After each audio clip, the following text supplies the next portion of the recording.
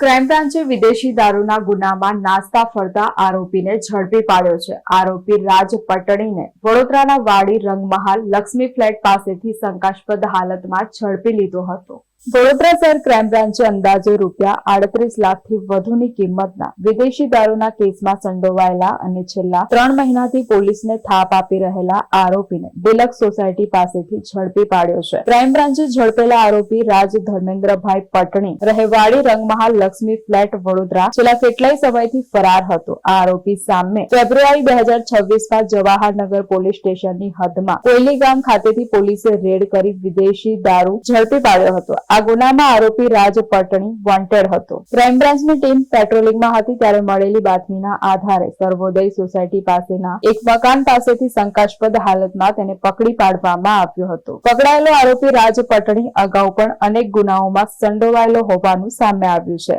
Crime બ્રાન્ચે આરોપીની અટકાયત કરી આગળની કાયદેસરની કાર્યવાહી માટે તેને જવાહરનગર પોલીસ સ્ટેશનને સોંપવાની તજવીજ હાથ ધરી છે.